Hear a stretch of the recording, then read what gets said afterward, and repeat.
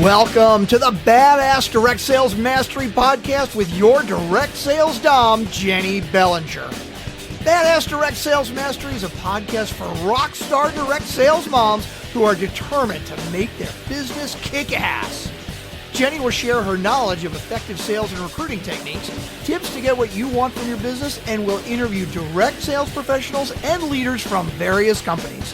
The interviews will give insight to how these rock stars got to where they are and where they plan to grow in the future. And now, the direct sales dom, Jennie Bellinger.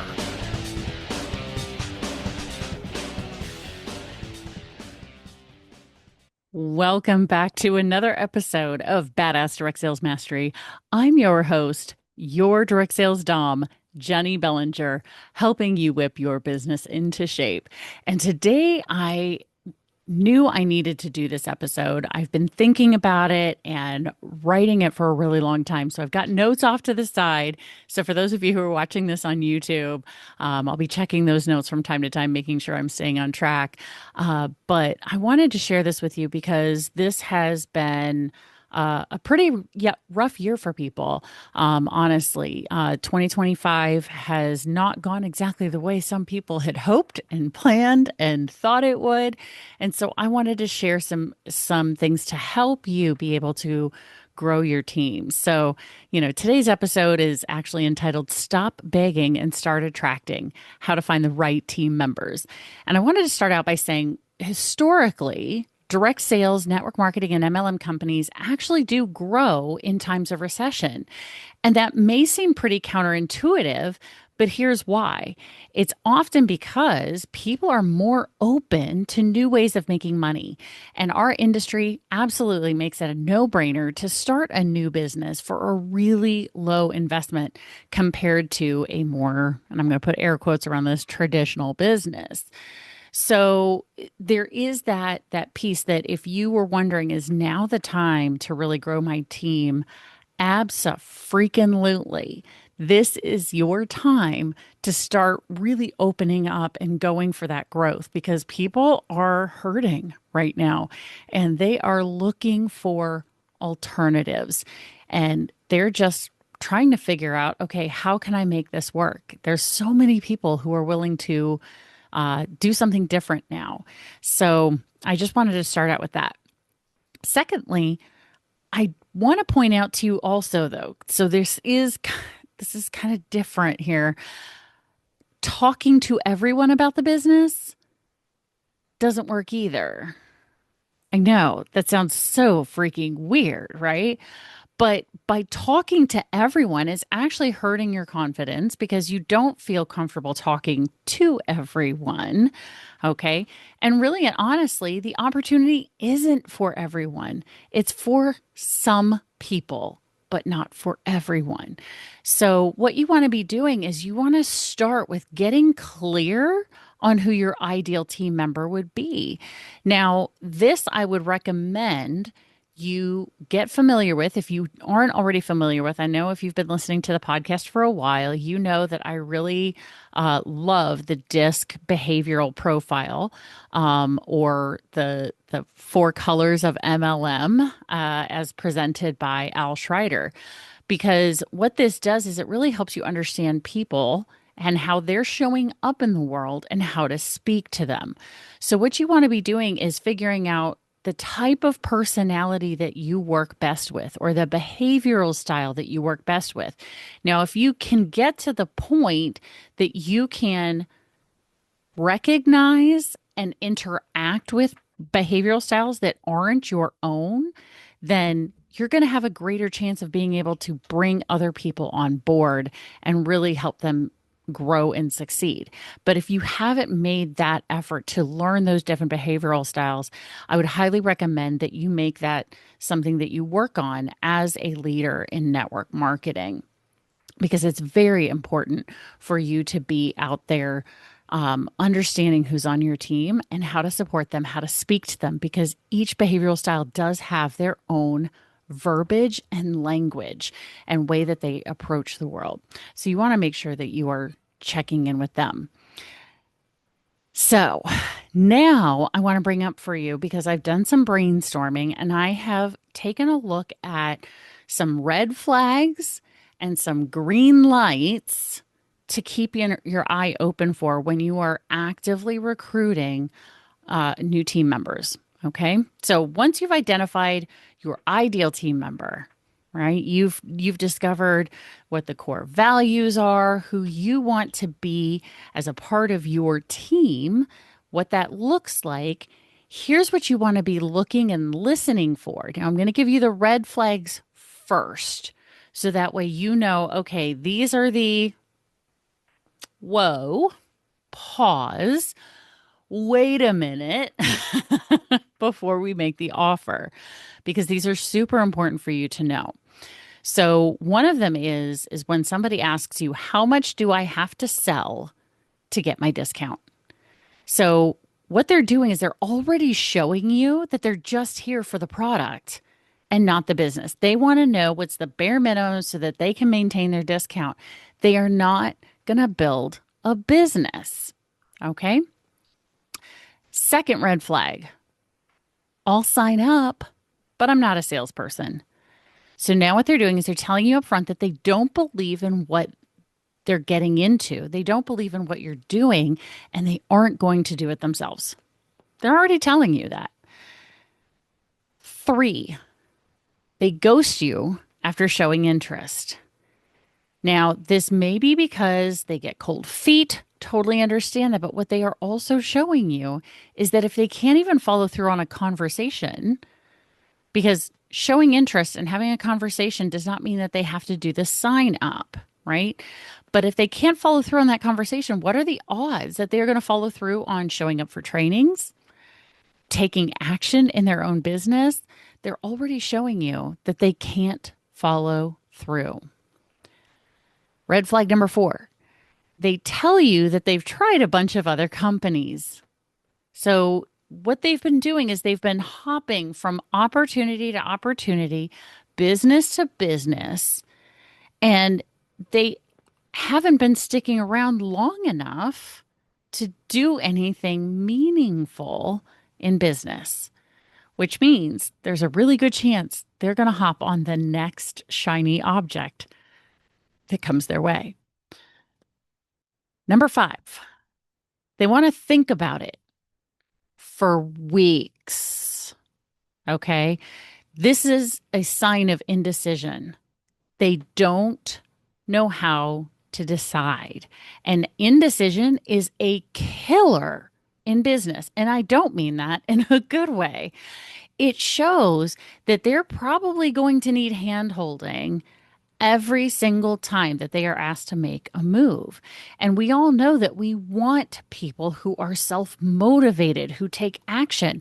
And so if they're sitting there thinking about it, hemming and hawing on the fence for days and days and days, and that turns into weeks, this is not an ideal team member for you. They're not going to be able to take action quickly. They've already shown you that. Number 6, they're already asking you about what happens if they don't hit a rank, which means they're already focused on failure and they haven't even started yet. Right? Now, it could be that they're literally just wanting to know what the consequences are. And if the consequences are, well, you don't go to the next rank, okay, that's fine. As long as they've also asked, what does it take to get there, right? Number 7, the 7th red flag, they expect you to do all the work for them. So they're going to say things like, well, will you train my people for me? Will you help me make my first 10 sales?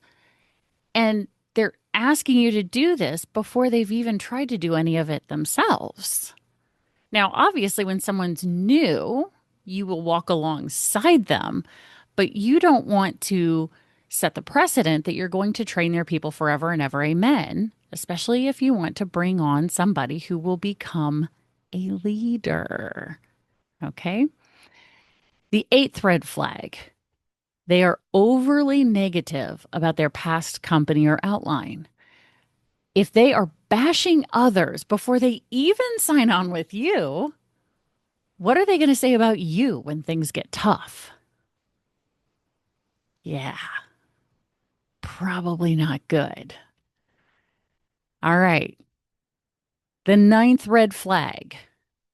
They want all of the perks, but none of the work. They love the idea of the free trips, the income, the community, but they won't actually do anything to do it because you can literally watch them. If you pay attention, they cringe at the idea of talking to anybody or showing up on video on social media. If they can't step out of their comfort zone, how are they going to earn the free trips, that extra income, or build a community like that, or be a big part of a community like that? The 10th red flag is they want exact step by step guarantees. What this is showing you is that they are not entrepreneurial because in the world of business, there are no guarantees, right? When you are in business for yourself, even if you have a wonderful team around you, there are no guarantees. So, what they're looking for is a predictable outcome from a job, not a business. So, if you start seeing multiples of those red flags, this is not a challenge to convince them harder. It's the universe telling you, next, move on, right? So, if you are talking to somebody and you see one of these red flags, it doesn't mean stop. But if you see 2, 3, 4, 5 of them and they haven't even signed on yet, maybe it's time to step back and say, you know what? I don't think this is a right fit and see what happens. Now, I've given you all the red flags. Let's look at the green lights, the ones that should have you going, oh, yes, I have found my person. Okay. So, green light number 1, they've bought the product, they love it, and they are already telling others all about it. They're already sending people to you. They're already doing the work before joining the team. That is dream team material, potentially. It could be someone who absolutely loves you, loves the product, and wants to support you, and they may never want to do the business. That's totally fine. But that's a good first sign. The second green light, they ask you, how fast can I get started? This shows initiative, enthusiasm, and decision-making power. The third green light, they have a history of sticking with things, whether it's a career, parenting, sports, or a hobby. They finish what they start. Now, here's the thing. If you don't know if they have a history of sticking with things, ask them during this, before they start their business.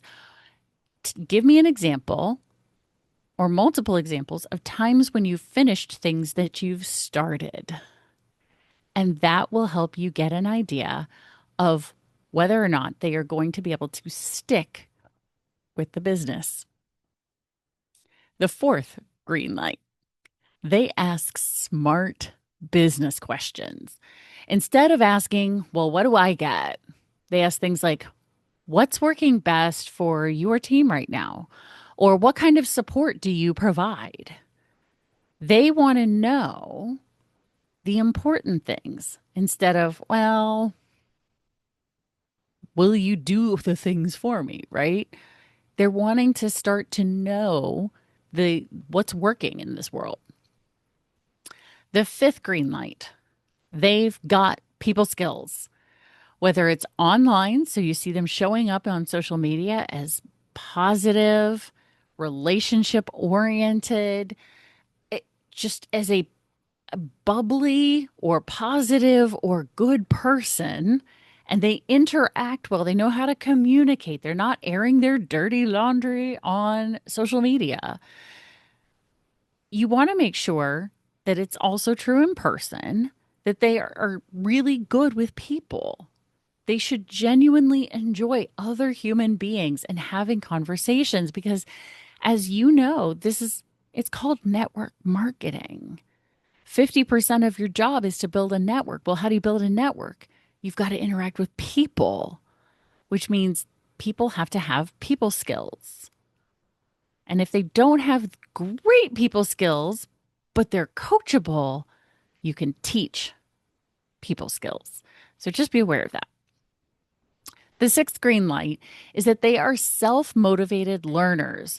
They say things like, I love learning new things, or I've already started watching some training videos. So maybe they already hopped on YouTube and they went and looked for your company and inserted like training videos for, company name.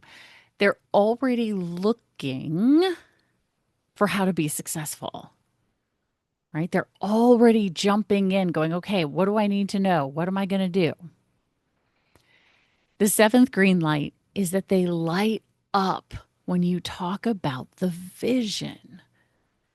They should be excited about growth and personal development, community, the lifestyle associated with being successful in this business, not just the discount or the commission. The eighth green light is that they've had success in other areas of life. So this could be corporate, their own personal fitness.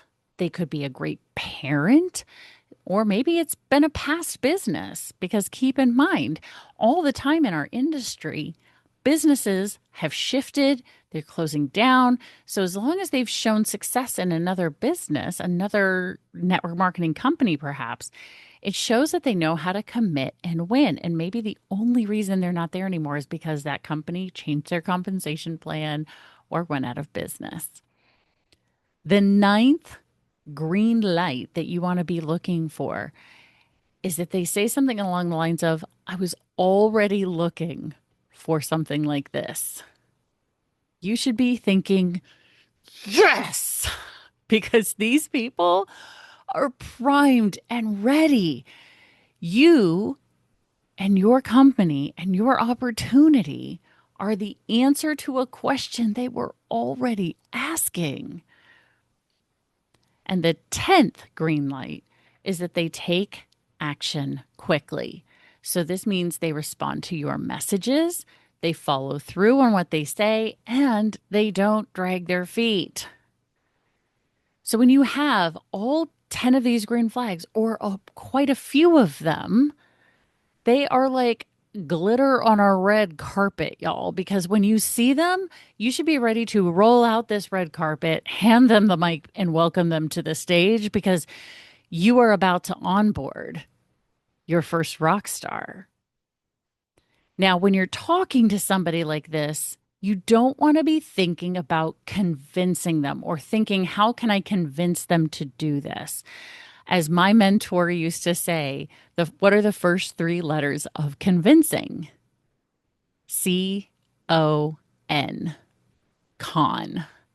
When you are coming from a place of convincing, you may feel like, or be coming from a place of believing that you are conning them, or they feel that way.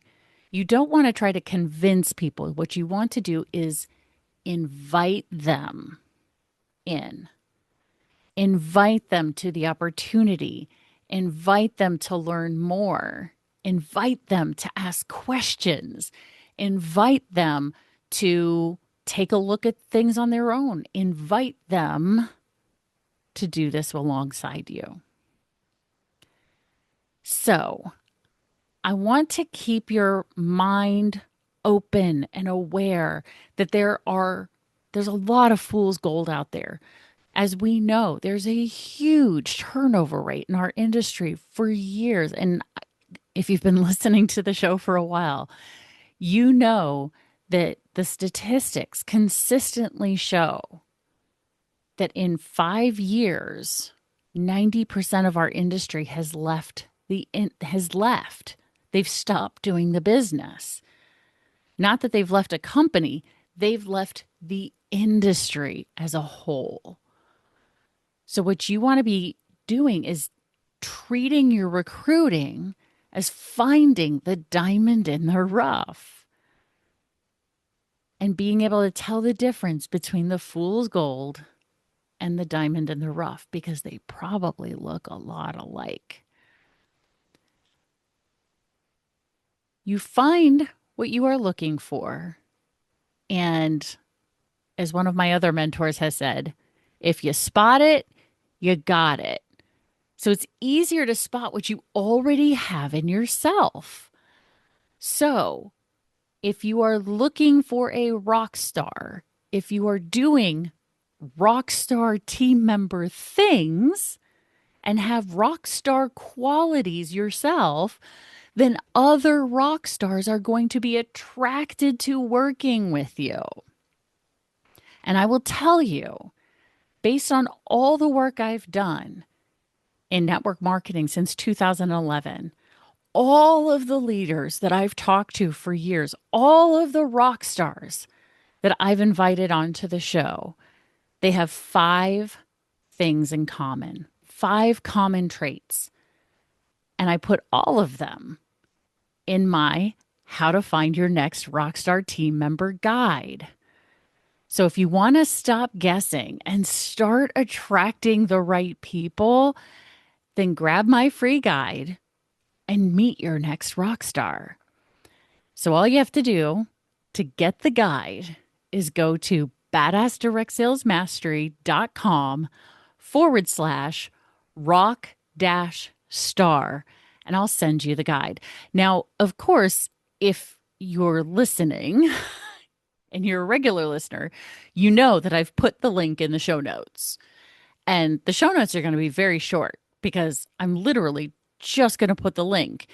If you want the 10 red flags and the 10 green lights, then you're going to have to go back and listen again and write them down, because you will remember it better if you do that. If I just hand you a transcript of what I said, if I just gave you all of my notes, you're less likely to remember it. So what I have in the show notes is the link for you to go grab that guide, because I want to send it to you. It's just 5 pages.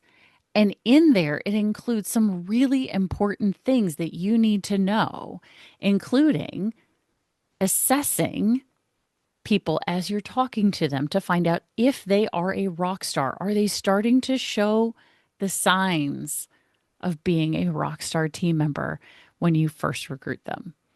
So again, go to badassdirectsalesmastery.com/rock-star, or go to the show notes, or if you're on YouTube, just scroll right down there, click on the link, and fill in your information, and I'll send you the guide right away.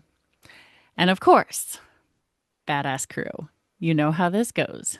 Stay tuned, because there's another badass episode on its way.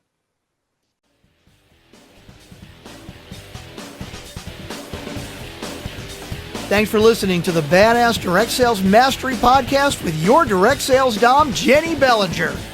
Why are you waiting to go to badassdirectsalesmastery.com? Don't make the dom get her whip. If you enjoyed this episode, make sure to share it with another rock star that you know in direct sales after you subscribe to the podcast, so you won't miss any future episodes. You can also check out the show notes for links and any contact information mentioned in today's episode. We'll see you next time.